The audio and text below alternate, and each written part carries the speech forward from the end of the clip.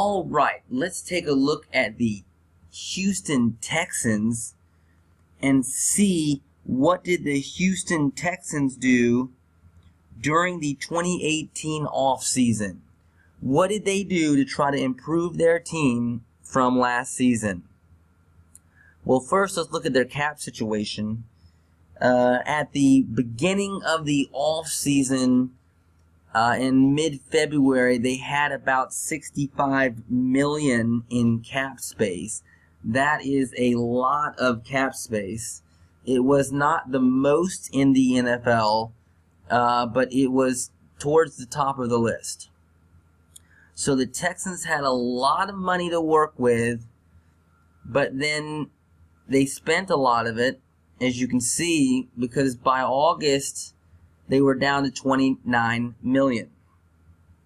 So let's look and see what did they do, what players did they add that brought that cap space down.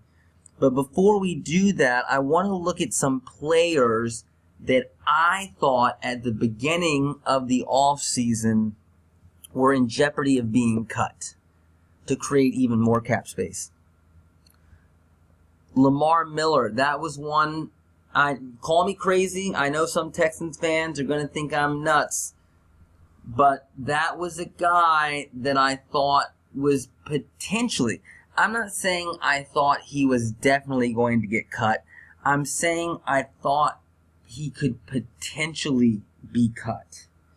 Okay, because if you look at his numbers here, okay, he had 1,000 yards rushing in 2014, 1,000 yards rushing in 2016, and his numbers dropped to 888 last season. But look at the yards per carry. Okay, 5.1. 5.1 is awesome.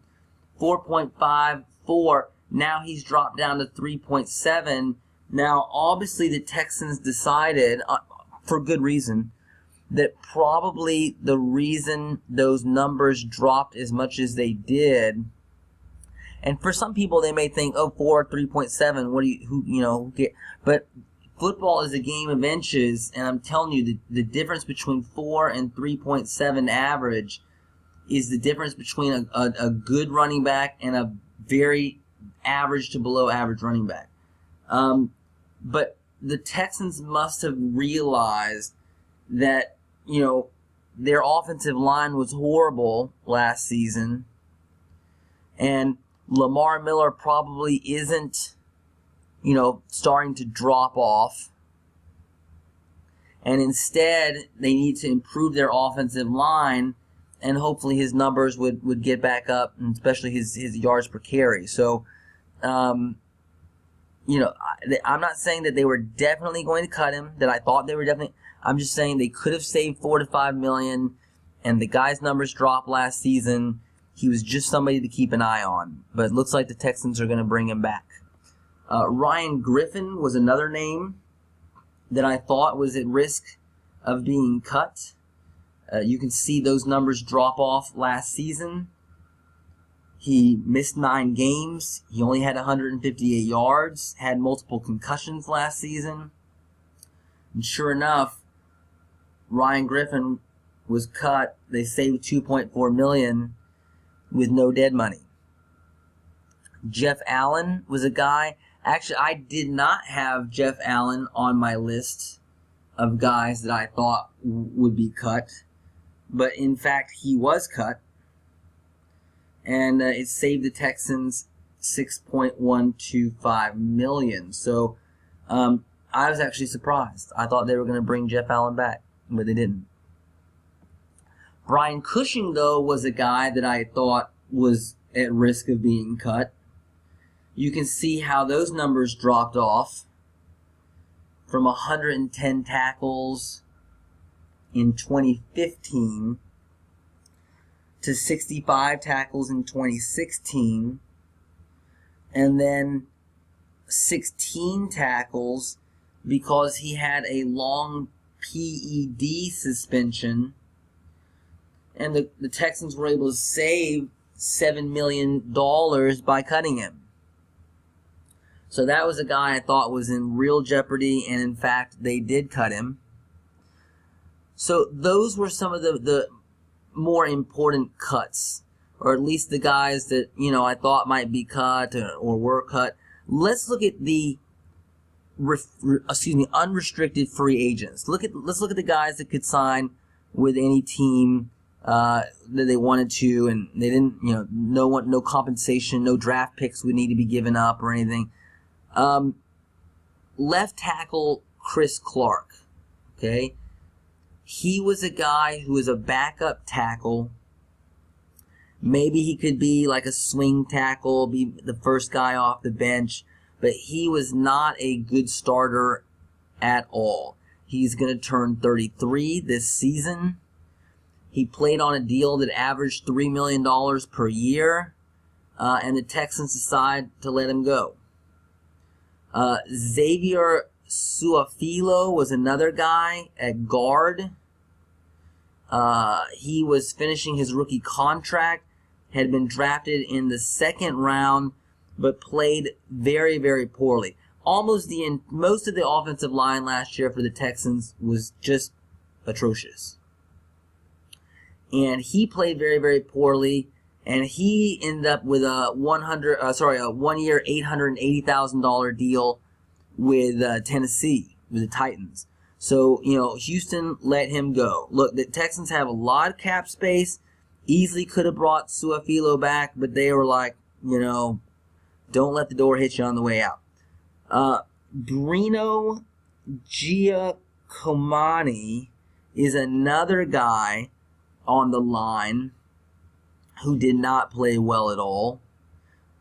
Very poor performance on a 1-year, $2.75 million deal. At least, most Texans fans thought he didn't play very well. He's going to turn 33 next season, but, like they all say, one man's trash is another man's treasure. Oakland decided to bring him in and actually give him a raise. So he got a $3 million deal to play in Oakland. So, I don't know. Oakland saw something in him that the Texans didn't, but Houston was definitely ready to let him go and move in a different direction. Tom Savage is a guy who was, ended up playing in 8 games because, of course, quarterback got injured. Starting quarterback got injured there in Houston. So, 1,412 yards passing in 8 games, 56% completion. That is not good at all, really. 5 touchdowns, 6 interceptions, was finishing his rookie contract, was a 4th-round pick in 2014. He's going to New Orleans to back up Drew Brees. So, there was a lot of talk about whether Deshaun Watson would be the starter or Tom Savage would be the starter, but Tom Savage showed that really he doesn't appear to be an NFL starter, but maybe he could be an okay backup. Andre Ellington was a backup running back there in Houston, 28 years old, coming off a very poor season, was more useful as a receiver. But Andre Ellington, he was a great player for the Arizona Cardinals for many years, but just doesn't appear to have much left in the tank anymore. He made $900,000 last year on a 1-year deal, but so far, hasn't been able to find any work for 2018. Alfred Blue was another running back who was a free agent. You can see he had pretty decent numbers, at least in 2015 and 2016. 698 yards in 2015. Did average below 4 yards a carry. In 2016, had fewer yards, 420, but increased his efficiency, had 4.2 yards a carry. But last year, just the numbers weren't as good. 262 yards in 11 games, 3.7 yards per carry. He's the number 3 back there in Houston, a former 6th-round pick. But Houston decided to bring him back and give him a shot to remain as the number 3 back there in Houston. So they did decide to bring Alfred Blue back. As far as the defensive unrestricted free agents, Jonathan Joseph was a guy who hit free agency. He was not great, but at the same time he wasn't bad.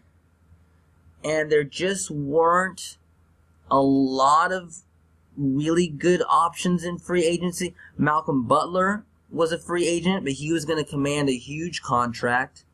I think he got like $15 million a year from Tennessee. T.J. Carey got a big deal with Oakland. There were just a few guys who were really, really good choices at corner. So, Jonathan Joseph's 33 years old. That's not young for a cornerback. He played on a 2-year deal that averaged $6.75 million a year. Given his age, he took a little bit of a pay cut and signed a 2-year, $10 million deal. That's total of $10 million, an average of $5 million a year. We'll see. We'll see how that pans out for Houston. He wasn't bad. Jonathan Joseph wasn't bad, but he wasn't great either. Marcus Gilchrist is another guy on defense that contributed last year that was a free agent. You can see there his numbers. He's 30 years old, will be 30 years old this season. Had 82 tackles in 2015 with the Jets, and then last year, the last couple years have had 55, 56 tackles. Marcus Gilchrist is not a bad safety, but he's just an average guy doing an average job. He played on a 1-year, $3 million deal last year, and he was able to get a little bit of a raise there in Oakland. They gave him 4 million. 1 year, $4 million. So Marcus Gilchrist won't be back with Tennessee next year. Eddie Pleasant is another guy who will not be back. He's been a backup his entire career. Very average safety. Had 32 tackles last year. That's not terrible for a backup guy. But, he's not a guy who's a game changer by any stretch of the imagination. 29 years old. Played on a 2-year deal worth a little over $2 million. And New England signed him recently. So that was interesting. But he won't be back with Houston. Jelani Jenkins is another guy who was a free agent. He was a reserve linebacker. He had 11 tackles in 7 games. Was on a kind of a minimum contract of $775,000 per year. It was a 1-year deal. So and they brought him in late October because of injuries and things. And so oh my God, the Texans had so many injuries last season, particularly at linebacker. So Marcus Williams was another guy who was a free agent, cornerback. He was a backup corner. He had signed a tender. He got a second-round tender last offseason, so he got $2.7 million. But then he ended up getting cut pretty early on because he wasn't playing very well. And Williams is an interesting guy too because he signed that tender with the Jets, and then he got cut, and so Houston picked him up. Let's summarize all of the major changes in the roster of the Texans. Okay, so Tom Savage and T.J. Yates both gone. Okay, and in to back up Deshaun Watson will be either Joe Webb, Brandon Whedon, or Stephen Morris. So you'll have some new backup quarterbacks there in Houston. At running back, Andre Ellington is out. They didn't bring anybody in to replace him. They don't really need anybody. They have a decent stable of running backs already. At wide receiver, they brought in Sammy Coates. Coates had 435 yards in 2016 with Pittsburgh, but last year only had 70 yards with Cleveland. They also drafted Kiki Cutie in the 4th round. So they upgraded their wide receiver core a little bit, but no guaranteed, game changer that they brought on. But we'll see what Kiki Cutie is able to do. At tight end, CJ Fedorowicz retired because of concussions. So actually they lost a couple of tight ends from last season. Whereas, who did they bring in at tight end? Well, they drafted Jordan Akins in the 3rd round. They also drafted Jordan Thomas in the 7th round. And then they brought in Matt Langle, who is a reserve tight end. So we'll see how the Texans look at tight end. The guys they had last year, they really struggled with concussions. But I don't know if I see anyone at tight end on the Texans roster that I think, wow, that guy is guaranteed to have a huge season. We'll see. At tackle, some big changes. Okay, Brio Giacomini out. He was a starter, but he didn't play that great. Derek Newton, they traded him. So he's a former starter. He's out. And he had tore both his patellar tendons in 2016. Chantrell Henderson is in. So they brought in Chantrell Henderson. And they also brought in Martinez Rankin. They drafted him in the 3rd round. And he might have to play.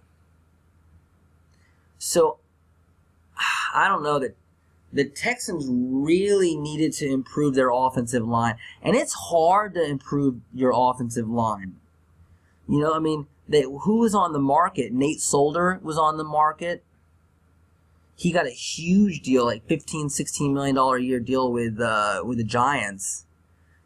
What other guys were on the market at tackle that would have been kind of like guaranteed guys that you really could have felt like, I'm going to give this guy a lot of money and I know he's going to be able to come through for us. They're just, when a team gets a high quality tackle, they try not to let him go. And so I don't know. I really don't know. The Texans didn't have, a high draft picks because they traded those away so they get Deshaun Watson. They didn't have great choices, but they had a lot of cap space, and I just don't know if they did enough to improve their offensive line. Really. Now, at guard, I will say this. They did improve the interior of their offensive line. They let Xavier Su'a-Filo go, and they brought in Sinio Kelemete. I probably butchered that name. But they did bring in, it's Sinio Kelemete. Kelemete. And he was the number 3 guard for the Saints. He was probably the best, he was the best value option on the market. There were guys like Andrew Norwell who he was with Carolina, and he was signed by the Jags, and he got a huge, $14-15 million a year contract. So, Norwell would have been better than Calamity. But this guy here, he was a great backup player for the Saints, and to sign him at the price that they did, I think that was a great choice, a great idea by the Texans. They also brought in Zach Fulton, who was a starter last year, I believe, with the Chiefs. So, they definitely improved the interior of their offensive line. Got to give the Texans credit there. At tackle, though, I know there weren't a lot of great options, but I don't know if they did enough. On defense, okay, Chunky Clements, he is gone. They let him walk.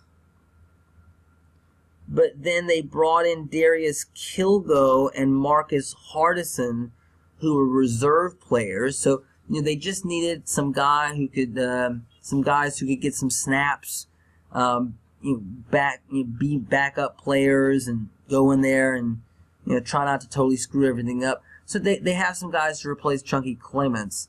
At linebacker, they really needed to do some things to Brian Cushing is a pretty big loss. Now, last year he didn't contribute that much, but you can see just 2 years ago he had 110 tackles. They also lost Lamar Houston, who was a backup. Jelani Jenkins, I mentioned earlier, was a reserve player. Gamel President, they let him go. So several guys gone.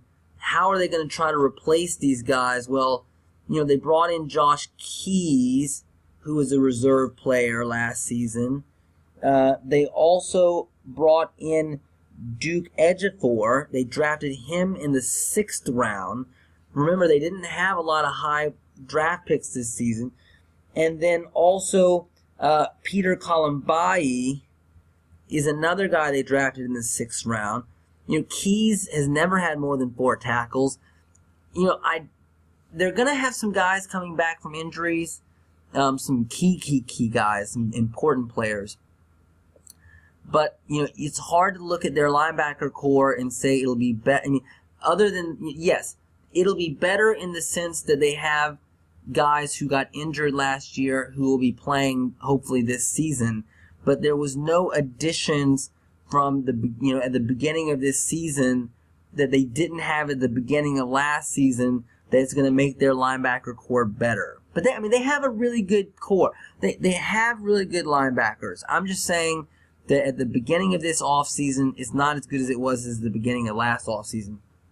And at corner, you have Marcus Williams gone, Jonathan Banks gone, Marcus Burley gone. But they needed help at corner. Their offensive line was atrocious last year, and their secondary was pretty bad too. But Aaron Colvin, that's a good signing. Okay, Aaron Colvin was the starting nickel corner in Jacksonville, and he played extremely well. He was one of the better value options at corner. Much cheaper than a guy like,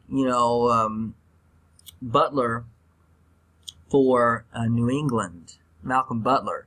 So Aaron Colvin, that's a great signing by the Texans. Johnson Batamosi was a backup at New England. Not a bad option to bring in.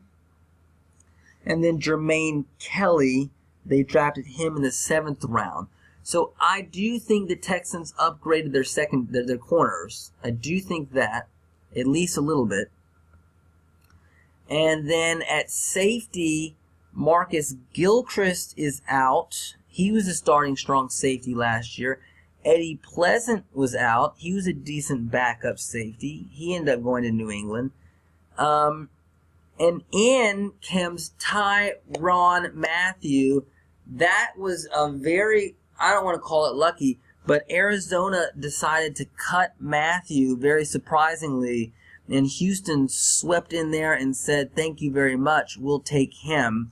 I don't know, I do have Mathieu's numbers, we'll go over those in a minute, but man, that was he can be a game changer. Tyrann Mathieu, that's a great addition to the Texans secondary. Justin Reed, they signed him in the 3rd round. And they've also brought in Ibrahim Campbell, who is a backup player. So definitely I'd say the Texans had to improve their secondary. They had to improve their offensive line. And they did improve their secondary. They improved the interior of the offensive line. And I think they're going to just pray to God that, their tackles can not get destroyed, and then maybe they can use a high draft pick next offseason. Maybe they can find a guy who's going to hit free agency that they can get at a decent price. But the Texans have accomplished some of their goals. Let's look at these safety numbers. There's Marcus Gilchrist's numbers, 56 tackles. There's Eddie Pleasant's numbers as a backup, 32 tackles. Tyrann Mathieu still had, it's really surprising that Cardinals cut him. Look at 2015. 89 tackles, 17 passes defended, 9 tackles for a loss, 5 interceptions. Those are big numbers. Now, he had some injuries in 2016, missed 6 games. All the numbers dropped significantly. Last year had 78 tackles, only 2 interceptions, 7 passes defended. I know he had a pretty big contract, but I'm surprised they let him go. I'm not surprised at all the Texans picked him up. And it'll be interesting to see how new defensive coordinator Romeo Crennel is able to use Tyrann Mathieu. He creates a lot of mismatch problems. I think the Texans should be pretty excited about that. And then Ibrahim Campbell there had 18 tackles in 9 games last year, but had 48 tackles in 2016. So overall, the Texans have certainly upgraded some positions on their roster. They had a really good defensive line, good front 7, minus the injuries. So, the Texans could have a really dominating defense this year. If J.J. Watt comes back, linebackers, Merciless comes back, they could, and then now with their secondary improved, and then they have Watson back at quarterback. Texans could be a really good team. And in fact, you at the minimum, you have to think they could compete for a playoff spot easily. Jacksonville looks really, really good too. But then again, there's always the question of what will Blake Bortles do? Which Blake Bortles is going to show up? So could the Texans compete with the Jags to win that division? I think they certainly could if they can stay healthy, if they can find somebody to play tackle. That is really, I'd say out of all the question marks on the Texans team, tackle may be number 1. You also might have some depth questions there at wide receiver. Will Will Fuller continue to get better? That'll be important.